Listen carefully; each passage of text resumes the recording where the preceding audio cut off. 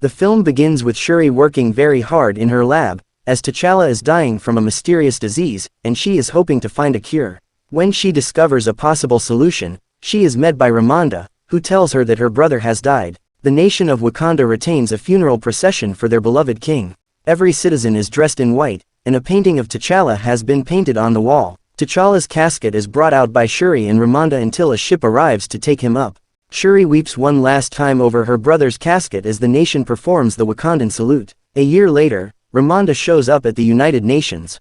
The U.S. Secretary of State criticizes Wakanda for failing to fulfill their promise to become involved in global affairs. The French SOS also claims that the Wakandans are hoarding vibranium in order to build weapons of mass destruction. Ramonda responds that they are still grieving T'Challa's death and are aware of what would happen if vibranium fell into the hands of outsiders. The night before, mercenaries trying to obtain vibranium infiltrated an outreach facility in Mali, but they were encountered by Dora Milaje warriors led by Okoye, and all of whom quickly incapacitated them. The Dora Milaje then parades the captured mercenaries before the United Nations, where Okoye forces them to kneel. Before they exit, Ramonda warns them that any further attempts like this will be met with a harsh response. In the Atlantic Ocean, a CIA group led by Dr. Graham works with a vibranium-detecting device. Two divers go underwater and discover that their mining drill has been trashed, just before they are kidnapped and killed by unidentified assailants. Shortly afterward, a tribe of blue-skinned people known as Tulokans emerges and attacks the ship, killing everyone on board. Dr. Graham and her colleague try to flee in a helicopter, but Tulokan leader Namor grabs the helicopter and tosses it into the sea. Ramonda and Okoye return to Wakanda, where Ramonda discovers Shuri developing new technology. Shuri rejects her mother's suggestion that she keep working on her artificial heart-shaped herb to revive the Black Panther because she sees the Black Panther as a cultural relic and only created the herb to save T'Challa. Ramonda then leads Shuri to the water in an attempt to burn their ceremonial garbs in order to end the mourning period and begin celebrating T'Challa's life. Shuri is furious at the world for her brother's death.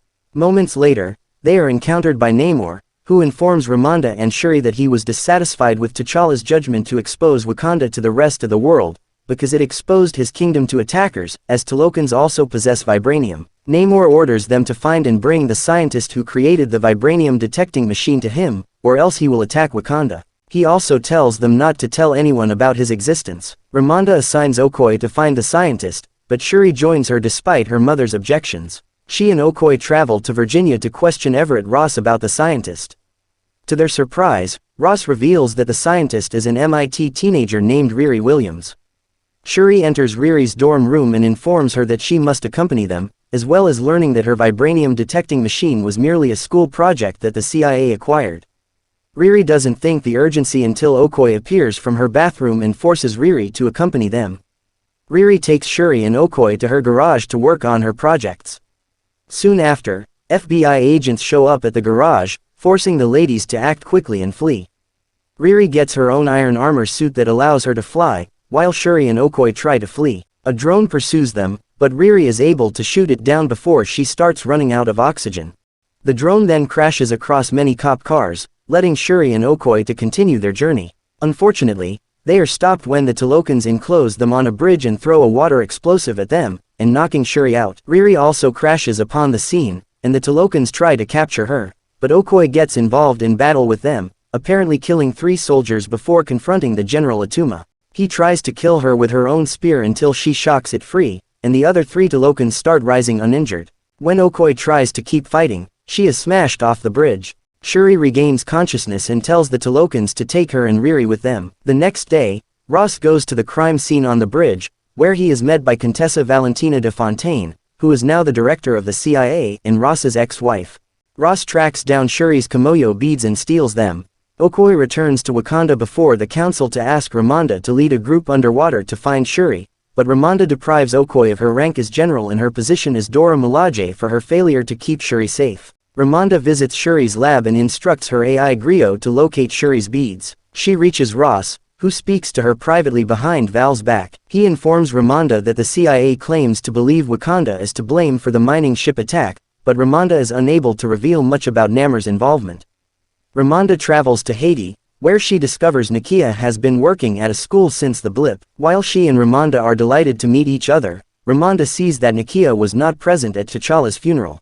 Nakia tells Ramonda that she can't bear the thought of it being the end of his life, even though Ramonda tells her that death is never the end for Wakandans. She requests Nakia's assistance in rescuing Shuri. Nakia travels to the Yucatan Peninsula to speak with a local village woman who has encountered Namor and identifies his legend as Kukulkan, or the feathered serpent god. Down in Talokan, Shuri has been provided cultural garbs to dress before going to meet with Namor. He begins to tell her his backstory. In 1571, his mother was part of a village infected with smallpox following the arrival of Spanish conquistadors. For salvation, the people have turned to the god Chak. They discovered a blue material beneath the water that they ingested to cure their ailments, but it changed their skin blue and forced them underwater because they could no longer breathe air. Namor was born with wings on his ankles and the capacity to breathe both on land and underwater, making him unique among his peers. His mother died heartbroken from missing her life on the surface, and when he came to bury her, he discovered the conquistadors robbing and enslaving the villagers. Namor and the Talokans attacked, with one priest referring to Namor as Neo Sin Amor, a child without love, which is where his name comes from, because he has no love for the surface world. He takes Shuri forward and shows her his empire, a prosperous and thriving nation similar to Wakanda, and he asks Shuri to assist in protecting their kingdoms from the rest of the world. Nakia sets out on her mission to find Shuri and Riri. Meanwhile, Ramonda meets with Namor after speaking with Ross, who informs her that the CIA is looking into taking action against Wakanda in connection with the mining ship attack. When Ramonda tells Namor to accept responsibility, he warns her against retaliating against the Wakandans if they threaten Talokan's exposure. Nakia makes her way underwater and counteracts Namor's cousin Namora before she may attempt to kill Shuri. She flees with Shuri and Riri, but Namor discovers the warrior as she dies and interprets it as an attack on Wakanda, leading his warriors to strike back. Nakia and Okoye reunite in the city, but they soon notice the area flooding before knowing they are under attack. The Talokans start water bombing the city, flooding it and destroying buildings. M'Baku leads his Jabari warriors into battle, while Shuri uses her technology to fight back. Namor arrives at the palace and heavily water bombs it, sinking Ramonda and Riri. Namor orders Shuri to enter them in the attack on the surface world, or Wakanda will be wiped out completely. Ramonda successfully drags Riri to the surface, but they are both unconscious. The Dora Milaje are able to resurrect Riri, but Ramonda has died. After the attack of Talokans, a funeral is held for Ramonda. M'Baku tries to console Shuri and offer advice, as T'Challa has requested, but she is grieving the loss of her entire family. Meanwhile, Val has Ross apprehended after discovering he was secretly communicating with Ramonda. While the rest of Wakanda prepares for Namor's return, Shuri completes her Midnight Angel suits for Okoye and another Dora Milaje warrior, Annika, while Riri continues to work on her own iron suit. Shuri discovers that the bracelet Namor gave her contains a material used by the Talokans to live underwater, which she successfully combines with T'Challa's DNA to create an artificial heart-shaped herb. Shuri ingests the herb with Nakia and Okoye and enters the ancestral plane, hoping to see Ramonda for guidance. Instead, she is confronted by an unwelcome presence, Killmonger. He reveals that she is seeing him because she is motivated by her desire for vengeance against Namor for her mother's death and her rage over her brother's death, and that she is exactly like him. Killmonger also claims that T'Challa was too noble and would have spared Namor the same way he spared Zemo after his father was killed. When Shuri awakens, she is not able to tell Nakia that she has seen Killmonger and feels abandoned by her mother and brother. She becomes frustrated and punches a statue before realizing she has gained the powers. She realizes that it is now her responsibility to lead the nation in battle, so she goes in search of her own mask. As the tribes debate their next move, a ship flies overhead, and Shuri appears for the first time in her new Black Panther costume. M'Baku declares proudly that the Black Panther is still alive. Shuri then delivers a speech to everyone about what they must do next. With Riri, she devises a strategy for luring Namor to a dry area in order to weaken him and defeat him. To lure the Talokans to them, the Wakandans board a ship and send out a signal from another vibranium-detecting machine.